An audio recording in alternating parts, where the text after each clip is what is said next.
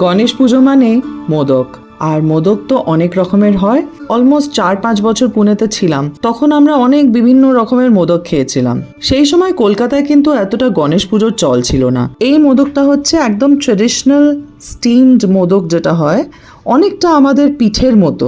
একটা কড়াইয়ে একটু সাদা তিল হালকা করে রোস্ট করে নিতে হবে। এটা কিন্তু আঁচটা কম রেখে জাস্ট একটু হালকা হালকা একটা সোনালি রং এসে গেলেই তিলটা নাবিয়ে নেবেন। একটু ঘি নিয়ে ঘিয়ের মধ্যে যে ইচ্ছে মতো কাজু কিশমিশ বা পেস্তা একটু কুচি কুচি করে হালকা করে এটাও ভেজে তুলে রাখতে হবে।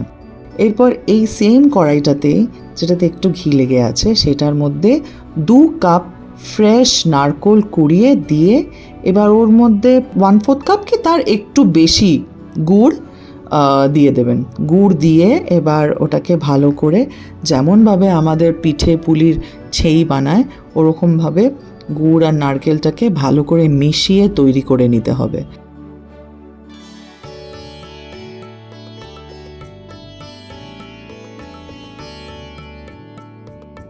যখন প্রায় মাখা মাখা হয়ে আসবে সেই সময় ওই ঘিয়ে ভাজা যত ড্রাই ফ্রুটসগুলো আছে সেইগুলো দিয়ে আর তিলটা দিয়ে ভালো করে মিক্স করে নাড়াচাড়া করে, এটা অবশ্য একদম মাখা মাখা হয় না, একটু জোরজোরে থাকে, বাস এটাকে তুলে এবার ঠান্ডা হতে দেবেন। এবার আমাদেরকে যে মোদকের মেন যে কোটিংটা, সেই কোটিংটা বানাতে হবে, সেটা হচ্ছে চালের গুঁড়ো দিয়ে হবে।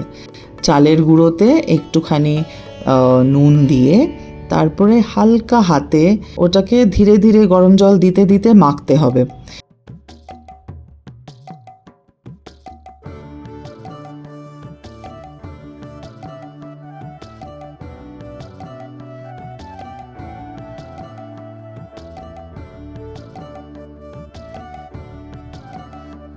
স্মুথ একটা ডো মতো যখন হয়ে যাবে তখন ওটাতে একটুখানি ঘি মাখিয়ে একটা ভেজা কাপড়ে চাপা দিয়ে রেখে দিতে হবে।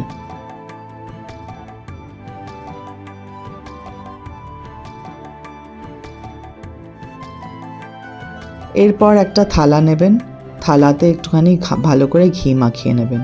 আর মোদকের যে আপনার মোল্ড, এবার এই মোদকের মোল্ড কিন্তু অনেক জায়গায়, অ্যামাজন বলুন, ইভেন সুইগি, ব্লিঙ্কিট, যেখানে বলবেন, মানে আজকাল সব ডেলিভারি অ্যাপেই মোল্ড কিনতে পাওয়া যায়।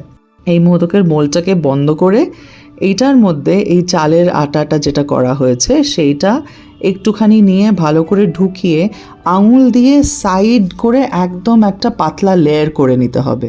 আর মাঝখানটাতে একটা গর্ত মতো, একটা হলো মতো থাকবে। সেই হলোটার মধ্যে যতটা নারকেলের পুর আছে, নারকেলের পুর ভালো করে ঢুকিয়ে আবার ওটাকে একটুখানি চালের আটা দিয়ে মুখটাকে সিল করে নিয়ে বাস। এবার মোলটা খুলে ওই মোদকটা আপনার রেডি টু স্টিম।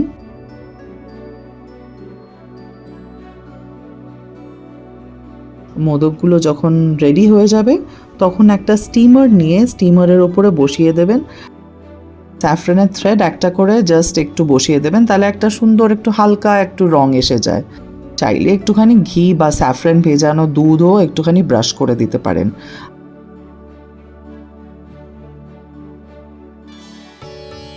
আর তারপরে বাস 10 মিনিট স্টিম করবেন আর আপনার মোদক কিন্তু রেডি।